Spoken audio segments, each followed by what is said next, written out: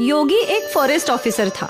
उसकी पोस्टिंग तमिलनाडु के नेलागोंडा जंगलों में हुई थी और इन्हीं जंगलों में लाल चंदन के झाड़ भी पाए जाते थे। मेरे यहाँ रहते हुए कोई भी लाल चंदन के पेड़ों की चोरी नहीं कर सकता है। जी सर, पर वो वर्धा राजन हर बार कोई नया रास्ता ढूंढ लेता है लाल चंदन के पेड़ों को चुराने का। अब मैं आ गया हूँ ना, अब वो इस जंगल से एक भी लाल चंदन का पेड़ चुरा नहीं पाएगा। अब से मैं खुद डे एंड नाइट पेट्रोलिंग करूंगा। और वैसे भी चेक पोस्ट पे जिस ऑफिसर की ड्यूटी है, मुकेश, वो भी बहुत ईमानदार है। मुझे उससे बात करनी होगी। ठीक है सर। चलो चेक पोस्ट से चलते हैं। हवालदार फॉरेस्ट ऑफिसर योगी को चेक पोस्ट पार ले आया। Hello sir, good morning. बहुत नाम सुना है सर आपका, आज पहली बार देख रहा हूँ। थैंक यू, मैंने भी तुम्हारी ईमानदारी के किस्से सुने हैं। Thank you sir. हमें गाड़ियों की जांच और बढ़ानी होगी। अब भी लाल चंदन की तस्करी हो रही है। ऐसे ही चलता रहा तो लाल चंदन देखना भी मुश्किल हो जाएगा मुकेश। सर, मैं जानता हूँ इन सबके पीछे वो वरदराज है, तो तुम उसका कुछ करते क्यों नहीं? सर, वो इन्हीं जंगलों में पला बढ़ा है, जंगल का कोना कोना जानता है। जब भी हम उसे पकड़ने दौड़ते हैं वो जंगलों में गायब हो जाता है। कम से कम हम लाल चंदनों को इस चेक पॉइंट से बाहर जाने से तो रोक ही सकते हैं ना। जी सर, मैंने और फोर्स की मांग की है। अगले हफ्ते से और 2 हवलदार इस चेक पॉइंट पे होंगे। उम्मीद है अब लाल चंदन की तस्करी बंद हो जाएगी। हम मिलकर करेंगे तो जरूर होगा।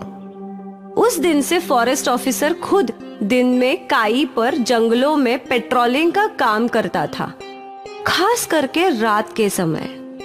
यहाँ जंगल के भीतर डेरा जमाए वरदराजन को योगी के आने की खबर मिल गई। भाई, वो योगी जंगल में दिन रात पेट्रोलिंग कर रहा है। अब हम कैसे लाल चंदन का पेड़ काटेंगे? हर समस्या का एक समाधान होता है छोटे। वरदराजन ने स्वामी के कान में कुछ कहा। फिर रात के अंधेरे में स्वामी फॉरेस्ट ऑफिसर के ऑफिस के बाहर पहुंचा। वो किसी का इंतजार कर रहा था। कुछ देर बाद गार्ड वहां पहुंचा। भाई ने तेरे लिए मिठाई भेजी है और इसके बदले बस हमें समय समय पर इत्तला करते रहना। तुझे हर हफ्ते अपनी मिठाई मिल जाएगी। वाह, भाई को शुक्रिया बोलना। हाँ ठीक है। स्वामी खुशी खुशी अपने अड्डे पर लौटा और वरदराजन को सब कुछ बता दिया। अब देखते हैं वो फॉरेस्ट ऑफिसर अपना क्या बिगाड़ता है। हाँ भाई। उस रात से वरदराजन और उसके आदमियों ने लाल चंदन के पेड़ों को काटना शुरू कर दिया और यहाँ गार्ड मैसेज करके वरदराजन को फॉरेस्ट ऑफिसर की लोकेशन बताया करता था।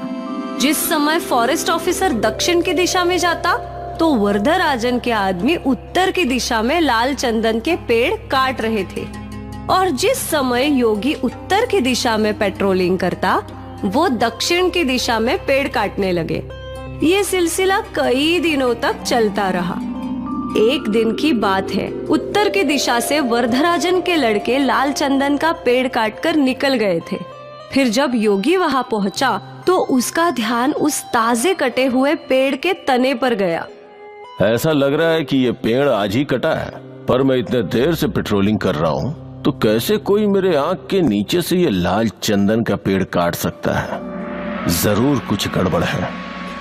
योगी ने कुछ नहीं कहा और जीप में बैठकर दक्षिण की दिशा में चलने लगा। जब वो यहाँ पहुँचा तो यहाँ भी उसने ताजे कटे हुए पेड़ों के तने दिखे। ये तना भी आज ही कटा हुआ है, मतलब अब भी वरदराजन लाल चंदन के पेड़ों की चोरी कर रहा है। मुझे ये सब जल्द ही रोकना होगा। गाड़ी चेक पोस्ट पर लो।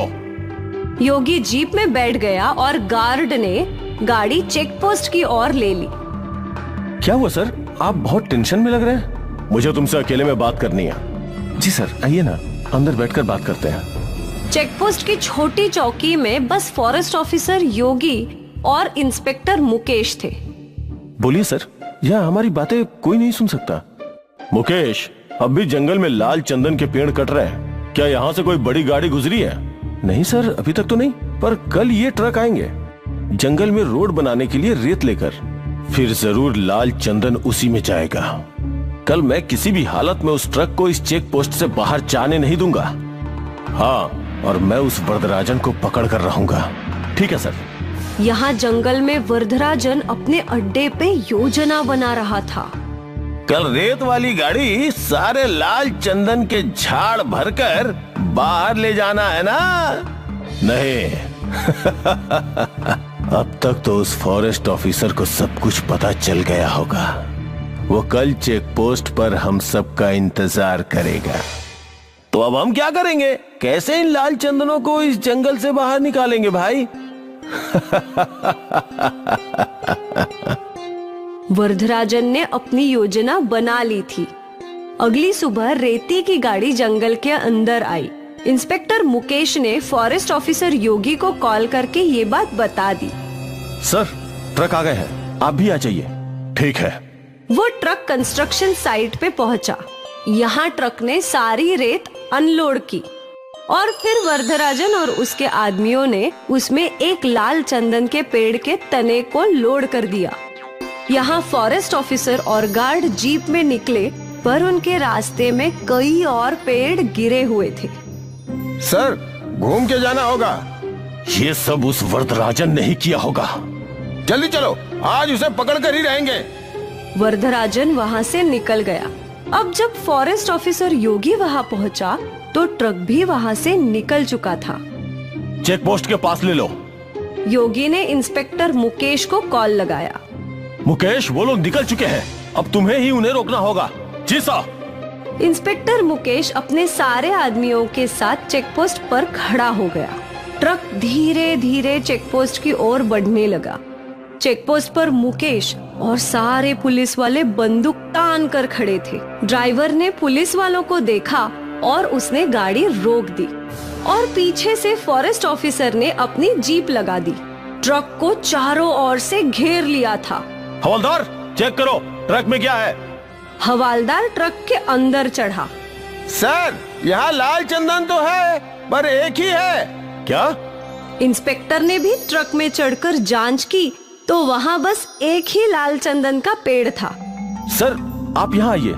अब फॉरेस्ट ऑफिसर योगी भी ट्रक में चढ़ गए। वो भी ये सब देखकर हैरान था। उस वरदराजन ने इस बार भी हमारे साथ धोखा किया। और यहाँ वरदराजन अपने सारे लोगों के साथ और लाल चंदन के पेड़ों के साथ नदी के रास्ते से लाल चंदन के पेड़ जंगल से बाहर निकाल रहा था। मुझे कोई रोक नहीं सकता। लाल चंदन सिर्फ मेरा है।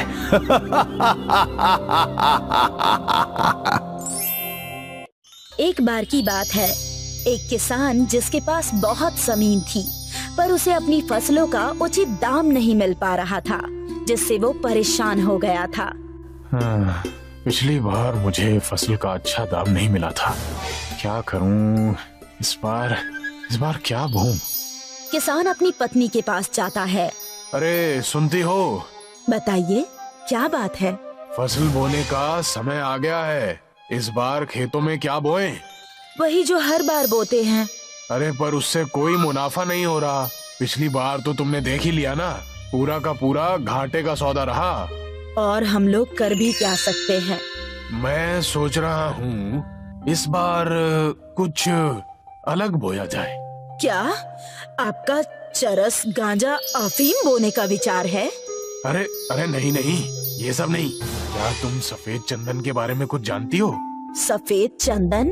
अरे हाँ, सुना तो बहुत है उसके बारे में कि उसकी लकड़ी बहुत महंगी है। हाँ, उसकी लकड़ी बेचकर हम बहुत अच्छा मुनाफा कमा सकते हैं। पर उसकी खेती करना इतना आसान नहीं है।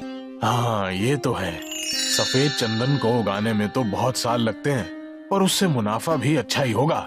ठीक है, फिर इस बार हम अपने खेतों में सफेद चंदन ही बोएंगे। मैं बाजार से चंदन के पौधे लेकर आता हूँ। किसान बाजार जाता है और बाजार से सफेद चंदन के बहुत सारे पौधे लेकर आता है। किसान और उसकी पत्नी दोनों मिलकर अपने खेतों में इन पौधों को लगाते हैं। लो जी, पौधे तो लगा दिए, अब हमें इनकी देखभाल भी अच्छे से करनी होगी। हाँ, तभी तो अच्छी लकड़ी तैयार होगी। हम हमेशा इनकी सिंचाई करेंगे और समय समय पर इनको खाद भी देंगे। किसान और उसकी पत्नी कुएं से पानी लाकर सफेद चंदन के पौधों में डालने लगे। अब ये दोनों इन पौधों की अच्छी तरह देखभाल करने लगे। पौधे धीरे धीरे बड़े हो रहे हैं। अब इन्हें ज्यादा भोजन की जरूरत है। आप बाजार से खाद ले आइए। ठीक है, तुम भी साथ चलो। इतनी खाद मैं अकेला नहीं ला पाऊंगा। किसान और उसकी पत्नी दोनों बाजार जाते हैं और बाजार से 2 बड़ी बोरियां खाद की लेकर आते हैं। दोनों मिलकर पौधों की जड़ों पर छोटे छोटे गड्ढे करते हैं और उनमें खाद डालते हैं। यहाँ तो छोटी छोटी घास उग रही है, हमें इसको हटाना होगा। हाँ, तभी तो पौधे अच्छी तरह से विकसित होंगे। किसान की पत्नी फावड़े से पौधे के आसपास उगी घास को हटा देती है और किसान कुएं से पानी लाकर पौधों की सिंचाई करने लगता है।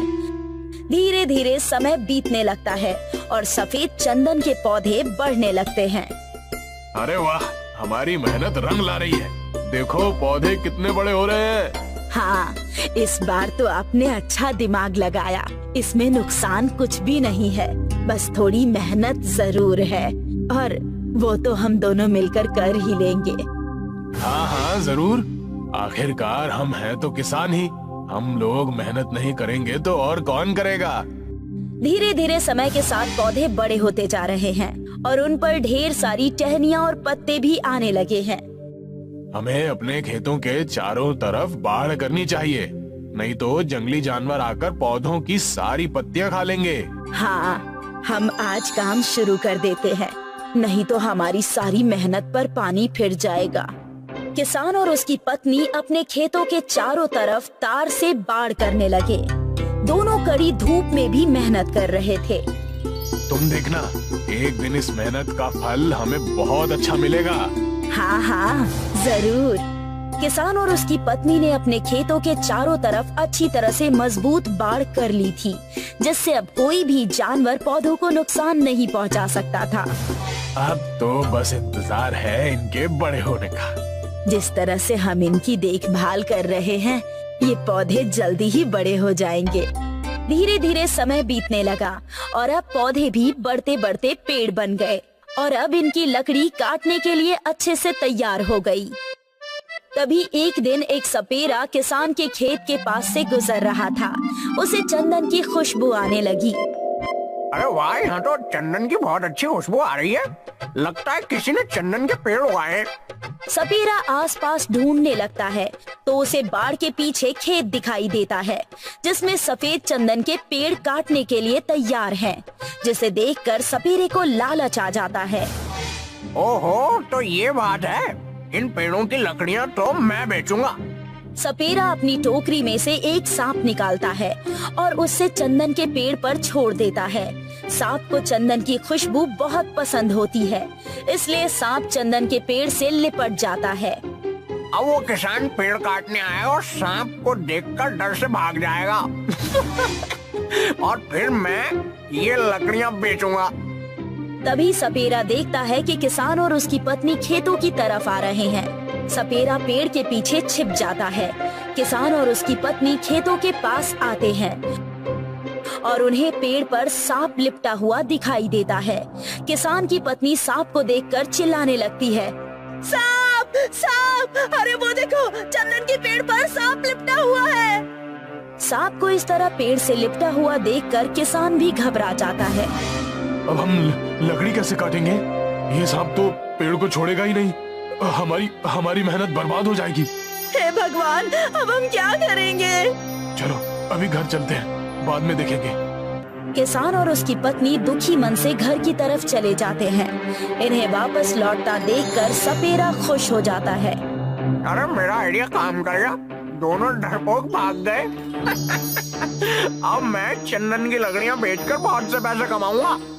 सपेरा आरी लाकर पेड़ काटने के लिए जाता है, पर जैसे ही वो पेड़ काटने लगता है तभी सांप फुफकारने लगता है। अरे मेरे शेर, मुझे डराएगा क्या? मैं तो तेरा मालिक हूँ, अपने मालिक को नहीं पहचान रहा। सपेरा सांप को पेड़ से निकालने की कोशिश करता है, पर सांप ने पेड़ को मजबूती से पकड़ रखा है। सपेरा बहुत ताकत लगाता है, पर वो सांप को पेड़ से नहीं छुड़ा पाता।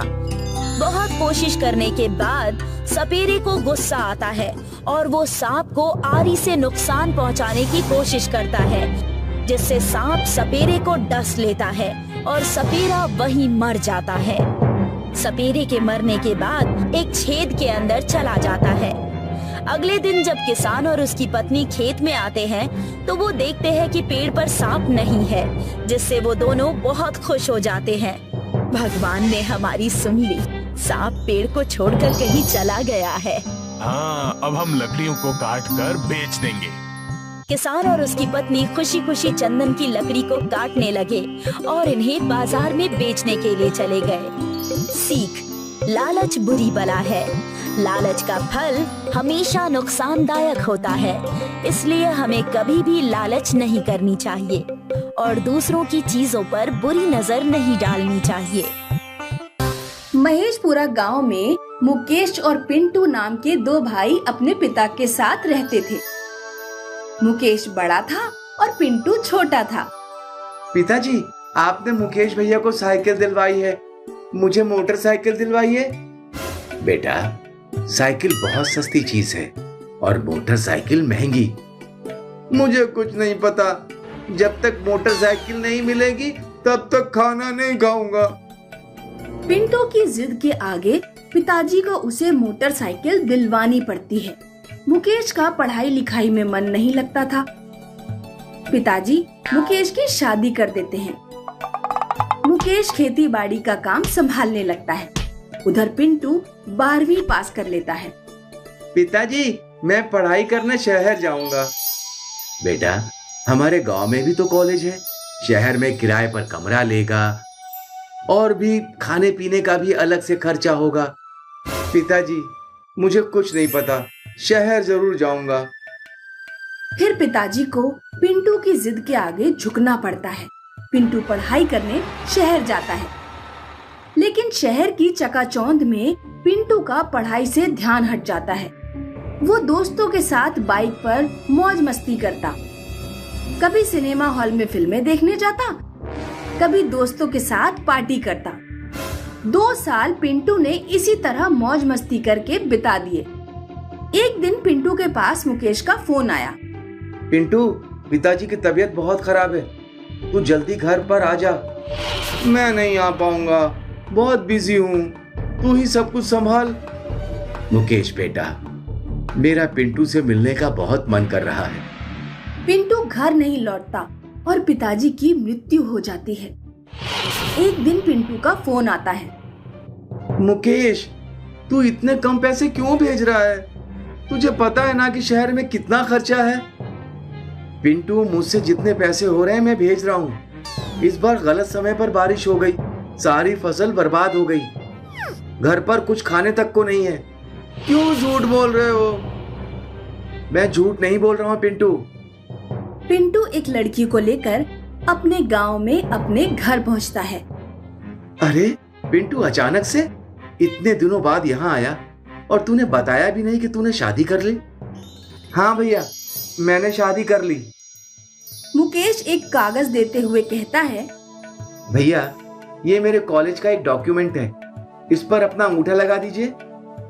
मुकेश पिंटू पर भरोसा करके कागज पर अंगूठा लगा देता है। बहुत बढ़िया भैया, अब आप अपनी बहू को लेकर घर से निकल जाइए।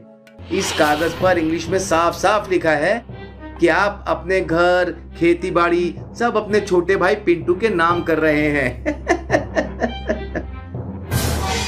ये तुम क्या कह रहे हो पिंटू? अब मेरा टाइम मत खराब करिए और अपनी पत्नी के साथ बाहर निकल जाइए। चलो रूपा। बेचारे मुकेश और रूपा रोड किनारे एक झोपड़ी डाल लेते हैं। अब हमारा खर्चा कैसे चलेगा? तुम चिंता मत करो, मैं जंगल से लकड़ियां काट कर लाया करूंगा और बाजार में भेज दिया करूंगा। अगले दिन मुकेश जंगल में लकड़ियां काटने जाता है। दोपहर तक लकड़ियां काटते काटते मुकेश को प्यास लगने लगती है। बड़ी गर्मी है, मेरा तो गला सूखा जा रहा है। मुकेश पानी की तलाश में जंगल में इधर उधर भटकने लगता है। उसे एक कुआं दिखाई देता है। मुकेश कुएं में झांक कर देखता है। कुएं में पानी तो नहीं होता, लेकिन कुएं से बहुत आकर्षक खुशबू आ रही थी। मुकेश कुएं में कूद जाता है। कुएं में एक चंदन का पेड़ था। मैंने सुना है चंदन की लकड़ी बहुत महंगी बिकती है। मुकेश चंदन के पेड़ से कुछ लकड़ियां तोड़कर बाजार में बेचने जाता है। चंदन की लकड़ियां 50,000 में बिकती हैं। मुकेश बहुत खुश होकर घर लौटता है। अब मुकेश रोजाना चंदन के पेड़ से कुछ लकड़ियां काटकर बेच आता। जल्द ही मुकेश ने बड़ा मकान, खेत और ट्रैक्टर खरीद लिया। उधर पिंटू को खेती बाड़ी करना आ ही नहीं रहा था, इसीलिए उसने अपना खेत बेच दिया। कुछ दिनों में खेत के पैसे खत्म हो गए। पैसे कमा कर लाओ वरना मैं तुम्हें तलाक दे दूंगी। मुकेश के अमीर होने की खबर पिंटू तक पहुंचती है। एक रात पिंटू चुपके से मुकेश के घर के पास जाता है। मुकेश और मुकेश की पत्नी उस समय खाना खा रहे थे। पिंटू खिड़की से उन दोनों की बातें सुनने लगता है। आज हम जो भी हैं जंगल में उस कुएं वाले चंदन के पेड़ की वजह से हैं। जंगल में एक बाबा मिले थे। उन्होंने मुझे बताया कि वो चंदन का पेड़ मायावी है। अच्छा, जंगल में कुएं वाला चंदन का पेड़। पिंटू जंगल में जाता है और घूमते घूमते उस कुएं तक पहुंच जाता है। वो रहा चंदन का पेड़। पिंटू कुएं में कूद जाता है, लेकिन चंदन का पेड़ गायब हो जाता है और पूरा कुआं पानी से भर जाता है। पिंटू को तैरना नहीं आता था और वो कुएं में डूबकर मर जाता है।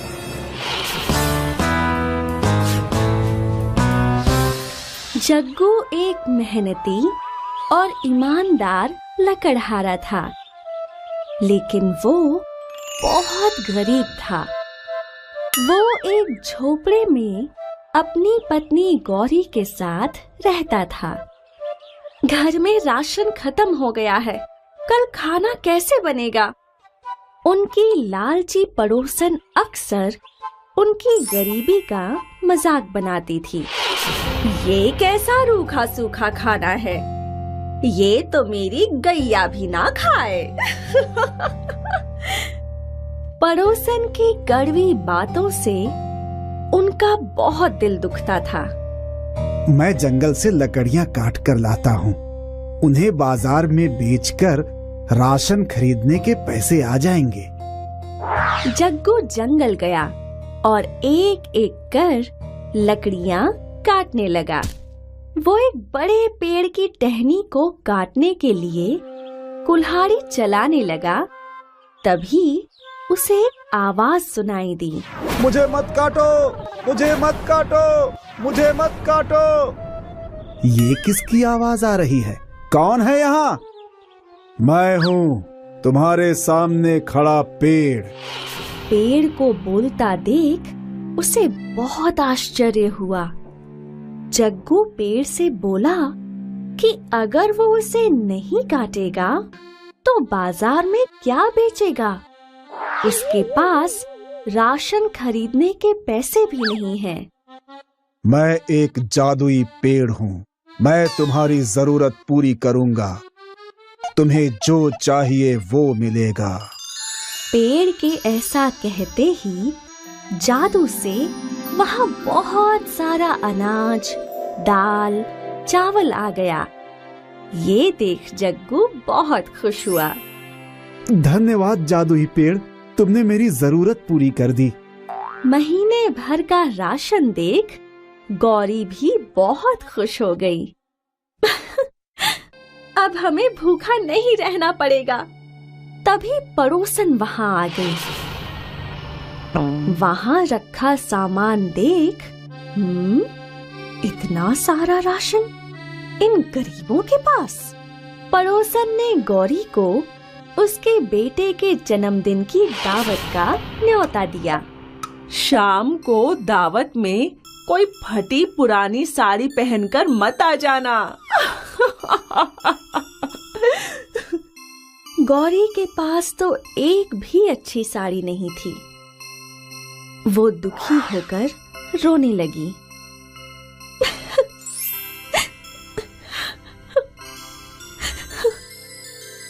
मत रो गौरी। चिंता में डूबा जग्गू नई साड़ी का इंतजाम कहाँ से करे ये सोचता हुआ जंगल पहुंच गया। जादुई पेड़ ने उससे पूछा कि वो उदास क्यों है। मेरी पत्नी के पास एक भी अच्छी साड़ी नहीं है, मैं उसे साड़ी कहाँ से ला कर दूं? बस इतनी सी बात, तुम्हें जो चाहिए वो मिलेगा। जादुई पेड़ के ऐसा कहते ही वहाँ एक नई साड़ी आ गई। जग्गू साड़ी देख बहुत खुश हुआ। उसने पेड़ का शुक्रिया किया और साड़ी लेकर घर चला गया। नई साड़ी देख गौरी बहुत खुश हुई। वही साड़ी पहनकर वो जग्गू के साथ पड़ोसी के घर दावत में भी गई। गौरी को सुंदर साड़ी पहने देख दावत में मौजूद सभी मेहमानों ने गौरी की बहुत तारीफ की। इस साड़ी में तुम बहुत सुंदर लग रही हो। गौरी की तारीफ सुनकर पड़ोसन को जलन होने लगी। मैंने तो सोचा था सबके सामने इसकी गरीबी का मजाक बनाऊंगी, लेकिन ये सब तो इसकी तारीफ कर रहे हैं। जलन के वश पड़ोसन ने अपने सोने के कंगन छुपा दिए और गौरी पर कंगन चुराने का इल्जाम लगा दिया और सबके सामने उसकी बेइज्जती करने लगी। देखो देखो, इस गौरी ने मेरे कंगन चुरा लिए। जग्गू भी गौरी की बेइज्जती से बहुत दुखी हुआ। इतने महंगे कंगन हम कैसे लौटाएंगे? उदास जग्गू ने जंगल जाकर उस जादुई पेड़ को पूरी घटना सुनाई और रोने लगा। अब मैं वो महंगा कंगन कहाँ से लाऊं? पेड़ मुस्कुराया और फिर से बोला, बस इतनी सी बात, तुम्हें जो चाहिए वो मिलेगा। और वहाँ सोने के 2 खूबसूरत कंगन आ गए, जिसे देख जग्गू खुशी से झूम उठा। एक बार फिर उसने जादुई पेड़ को मदद करने के लिए धन्यवाद कहा और कंगन लेकर चला गया। जग्गू और गौरी ने वो कंगन पड़ोसन को लौटा दिए। हमसे गलती हो गई, ये लो तुम्हारे कंगन। कंगन देख पड़ोसन को बहुत आश्चर्य हुआ। मेरे कंगन तो मैंने छुपा दिए थे, तो फिर इन गरीबों के पास ये कंगन कहाँ से आए? कुछ तो राज है, मुझे जानना होगा। गौरी ने जग्गू से पूछा कि वो इतने महंगे कंगन कहाँ से लाया। जंगल में एक जादुई पेड़ है, उसी ने मुझे ये कंगन दिए। वो साड़ी और राशन भी उसी पेड़ ने दिया था। जग्गू की बात सुनकर पड़ोसन दंग रह गई। अच्छा, तो ये राज है। तब तो मैं भी उस जादुई पेड़ से सोने, चांदी, हीरे जवाहरात मांगकर बहुत बहुत अमीर बन जाऊंगी। अगले दिन पड़ोसन जग्गू का पीछा करते हुए उस जादुई पेड़ तक पहुंच गई। वहां उसने सच में जग्गू को उस पेड़ से बात करते देखा।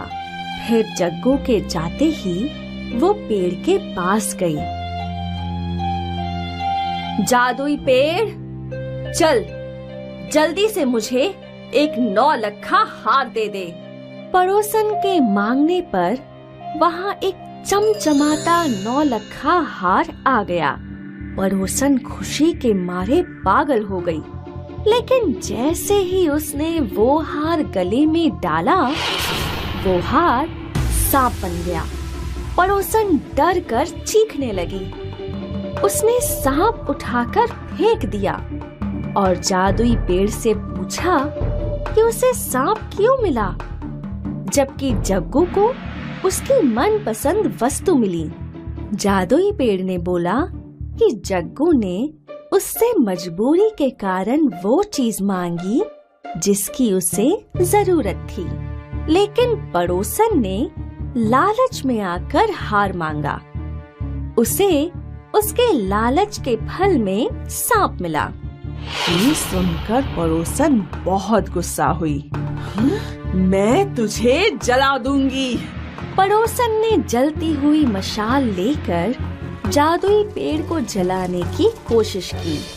पेड़ तो नहीं जला, उल्टा पड़ोसन के पल्लू ने ही आग पकड़ ली और वो खुद को बचाने के लिए इधर उधर भागने लगी। इस कहानी से हमें ये सीख मिलती है कि मेहनत और ईमानदारी से काम करने वाले को अपनी जरूरत की हर वस्तु मिल जाती है, लेकिन लालच करने वालों को कुछ नहीं मिलता, क्योंकि लालच का कोई अंत नहीं है। और ज्यादा लालच करने से व्यक्ति खुद का नुकसान कर लेता है, जैसे पड़ोसन ने कर लिया।